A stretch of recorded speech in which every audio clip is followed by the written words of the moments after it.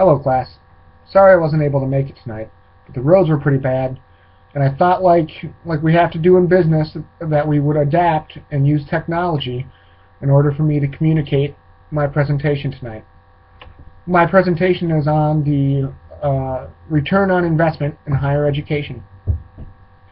Traditionally, higher education has been a valued tradition in America, valued by parents and by teachers and by society in general. And there's good reason that it's been valued, and those reasons are because higher education has benefits. If somebody has a higher education that includes a bachelor's degree or better, they're going to make more money than somebody who doesn't. They are also going to be healthier than people who do not have a bachelor's degree or better. They're going to have better health care coverage. They're going to go to the doctor more. They're going to be more able to understand their medical treatments and afford their medications. There's also a benefit to social mobility.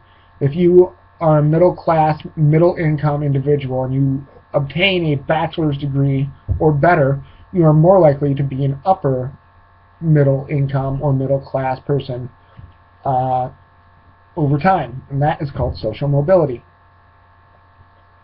So, how are we paying for college? The majority of us are paying for college with federal student loans.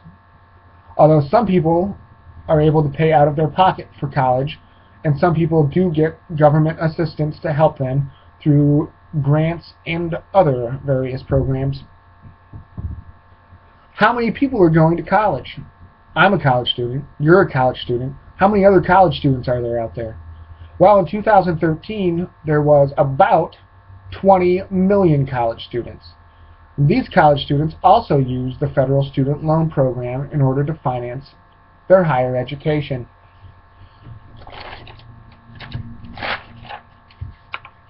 On average, students who graduate in 2013 with a bachelor's degree or better will also graduate with $35,200 in debt.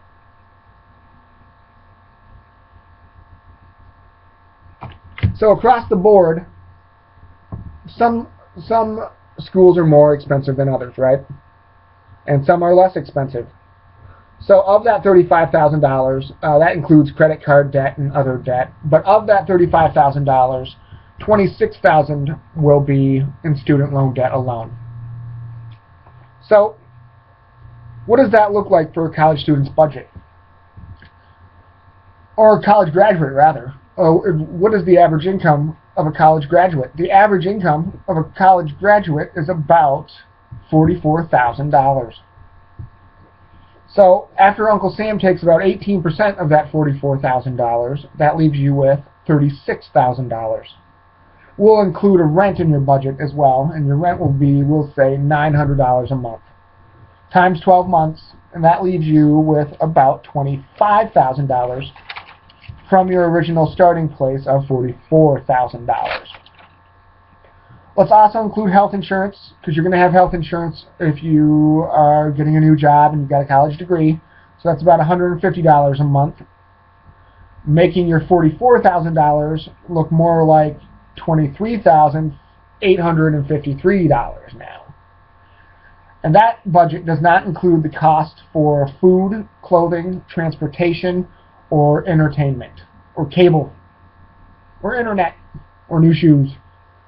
So, now that you're down to $23,853, what are you going to do about paying back those student loans?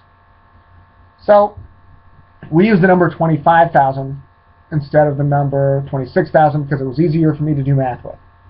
If you have $25,000 in student loans, over a 10-year plan, you are going to pay about $290 a month.